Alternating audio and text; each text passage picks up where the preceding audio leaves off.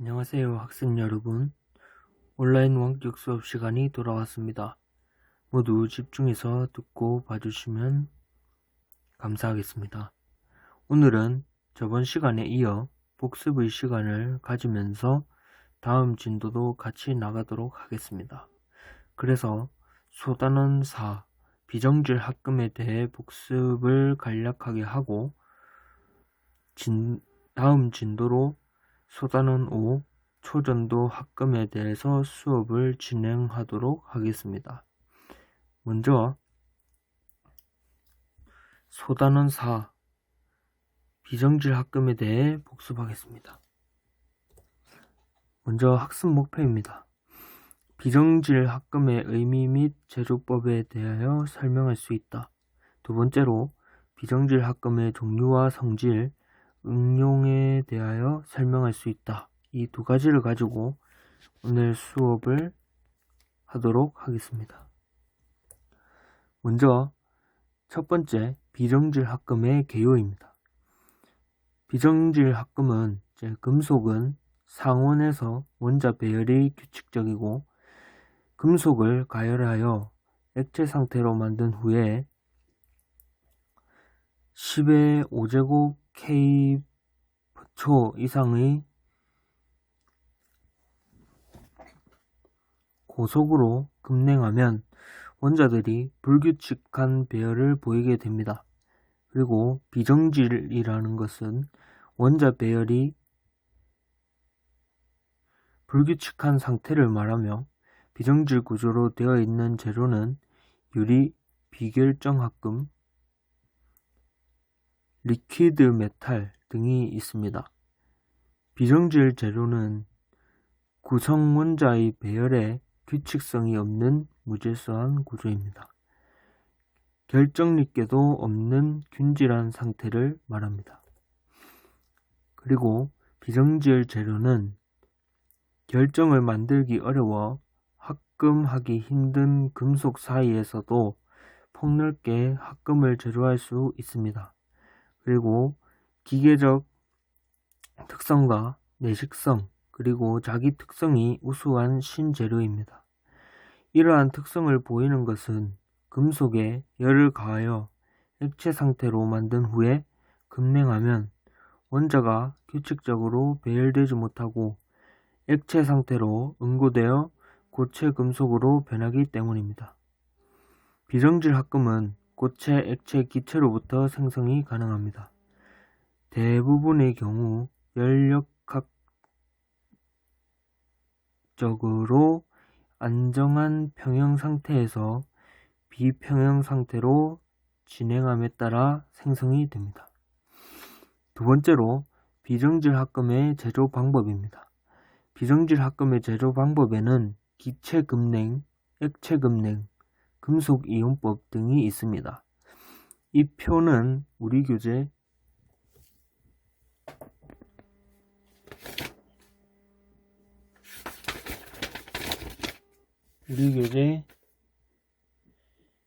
217쪽에 나와 있는 표를 제가 따왔습니다.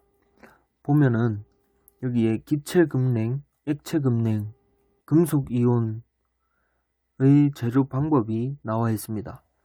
액체 급냉의 제조법은 4가지입니다. 진공증착법, 이온 도금법, 스퍼터링법, 화학증착법이 있습니다. 액체 급냉법은 5가지입니다. 단롤법, 쌍롤법, 원심법, 스프레이법, 분무법이 있습니다. 그리고 금속이온법은 2가지입니다. 전해 코팅법, 무전해 코팅법이 있습니다.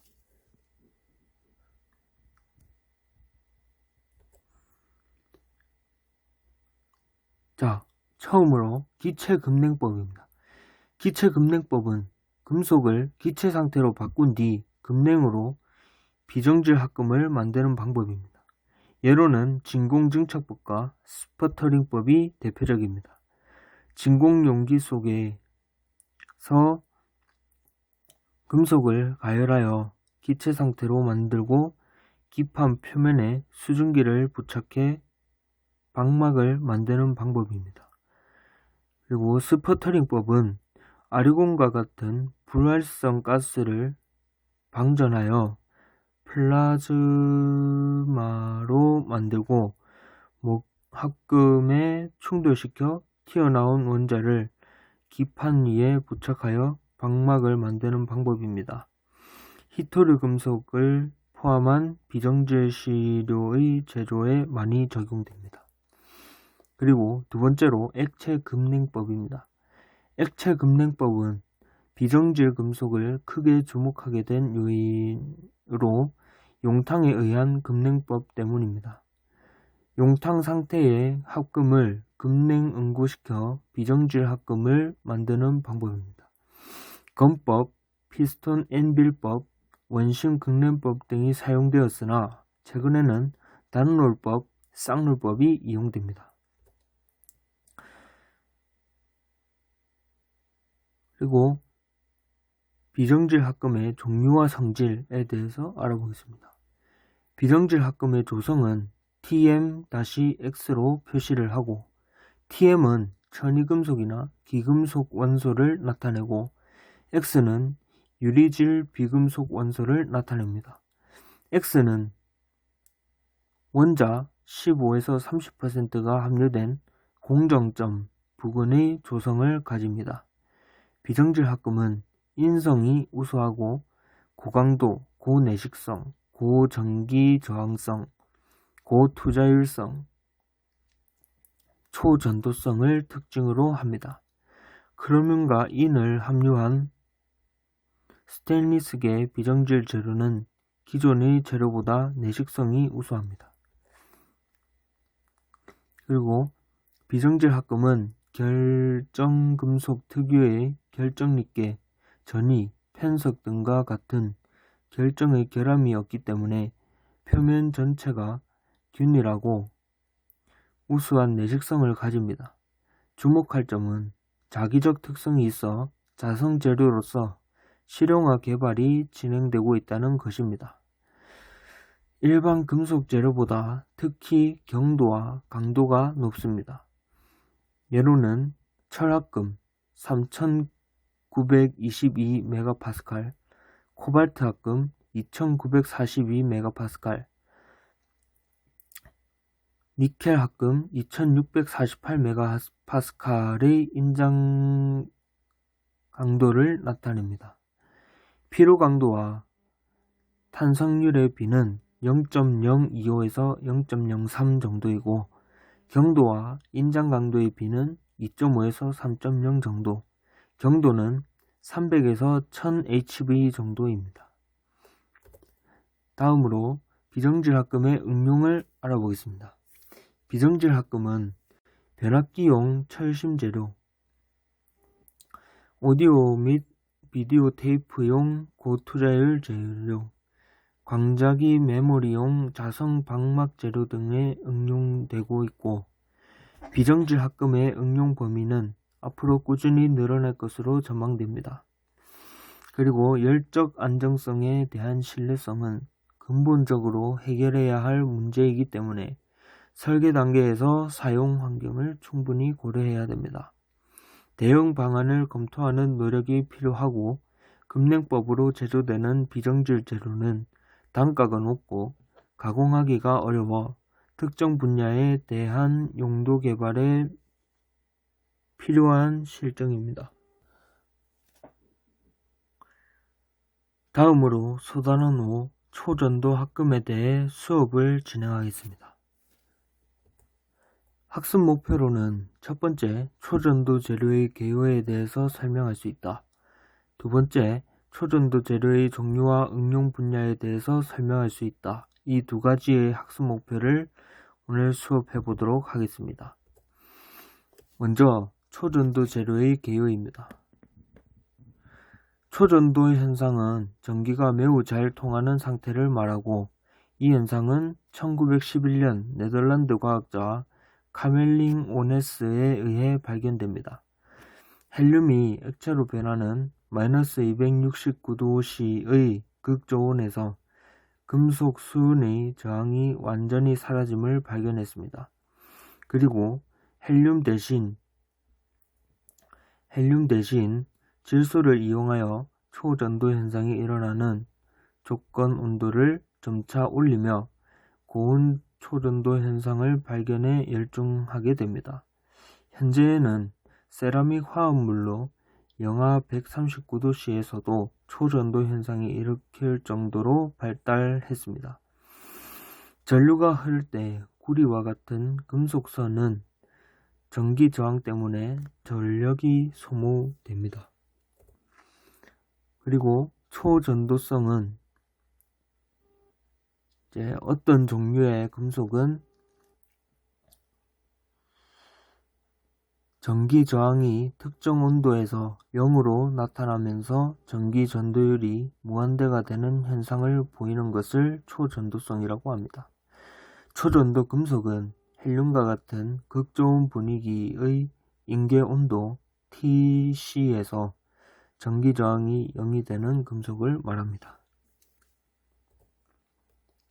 자, 두 번째로 초전도 재료의 특성입니다. 초전도 상태는 온도 T, 자기장 H, 전류 밀도 J가 각각 어느 인계값 TC, HC, JC 이하여야 함을 나타내는 것이고, 인계 온도가 높을수록 냉각이 용이하고 인계 자기장과 인계 전류가 높을수록 강한 자기장이 발생합니다. 기기의 소형화와 초전도 이용이라는 큰 장점이 있습니다. 조직은 결정립계가 많고 입자의 결정이 무질서하게 배열되어 있습니다. 세 번째로 초전도 재료의 종류입니다. 초전도 재료에는 나이오뷴이나 바나듐 등의 합금과 MB3SN, V3GE 등의 화합물계가 있습니다. 대부분 인계온도가 30켈빈 이하인 저온 초전도체로 나이오뷴, 타이타늄 합금을 주로 사용합니다. 초고감도 자기 센서, 고자장 발생용 초전도 전자석으로 다양한 응용기기에 쓰입니다. 인계온도가 30켈빈 이상인 고온 초전도체로는 이트륨, 바륨, 구리, 산소계, 비스무트, 스트론튬, 칼슘, 산소계 등의 금속 산화물 초전도 재료가 사용됩니다. 합금계 초전도 선제에 대해서 알아보겠습니다. 자, 먼저 합금계 초전도 재료는 가공성이 뛰어나고 보통 인발 가공법으로 선제가 되기 때문에 실용화됩니다. 그리고 합금계 초전도체는 나이오뷴, 타이타늄계 합금 선제가 가격이 저렴할 뿐 아니라 가공성과 기계적 성질이 좋고 취급이 용이하여 더 많이 쓰입니다. 나이오뷴, 타이타늄계 합금은 타이타늄 조성이 50에서 70%로 자기장이 9만 가우스 이내인 마그넷 선제에 이용이 됩니다. 나이오뷴, 타이타늄 합금선은 한층 높은 안정성이 요구되는 상용 주파수의 교류로 사용할 수 있도록 초전도선이 개발되었습니다.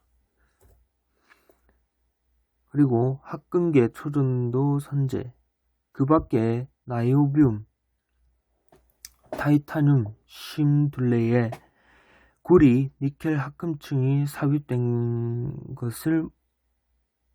것이 있습니다.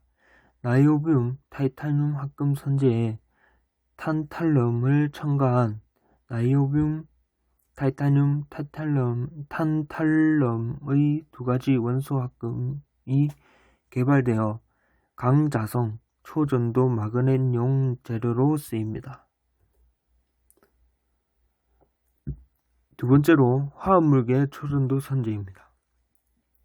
화합물계 초전도 재료는 합금계 초전도 재료에 비해 인계 온도와 인계 자기장이 훨씬 높아 강자기장용으로 사용할 수 있습니다. 초전도 화합물 자체가 지성이 있어 합금 재료처럼 소성 가공으로 선재를 만들 수 없기 때문에 특수한 방법에 의해 선재화가 필요합니다. 화합물계 초전도 선재 재료법은 복합가공법이 가장 공업화되어 있습니다. 구리, 갈륨 합금 기지와 다수의 바나듐 막대의 복합체를 만들고 이 복합체를 다시 500도씨 정도에서 중간 풀림을 하면서 압출 가공, 인발 가공에 의해 선재로 가공하게 됩니다. 그리고 복합 가공선을 600에서 650도씨에서 열 처리하면 구리 갈륨 기지 중의 갈륨만 가늘게 가공된 바나듐신과 반응하여 V3GA가 만들어집니다. 복합 가공법을 브론즈법이라고 하며 화합물의 가는 다심선을 제조하는 방법의 주류를 이룹니다. 그리고 네 번째로 초전도 재료의 응용입니다. 초전도 재료는 전기 저항이 0이므로 에너지 손실이 전혀 없다는 점을 이용하여 고압 송전선 개발, 전자성용 선재 개발 등에 응용되고 있습니다. 그리고 초고속 스위칭 시간을 이용한 논리회로 미세한 전자기장 변화까지 감지할 수 있는 감지기와 기억 소자 등에도 응용됩니다. 예로는 전력 시스템의 초전도와 핵융합, 자기부상열차, MHD 발전, 핵자기 공명 단층 영상장치, 컴퓨터, 계측기 등 여러 분야의 광범위하게 적용됩니다. 저렴한 가공 생산 기술 개발과 장거리 송전 시 저온에서 액체 헬륨을 이용한 기술 경제적 문제 등을 해결한다면 적용 분야는 더 다양해질 것으로 예상됩니다. 이것으로 오늘의 수업을 끝내도록 하고 학생 여러분 수업을 집중해서 들어주셔서 감사합니다. 그럼 다음 주 오프라인 등교 수업 시간에 봅시다. 감사합니다.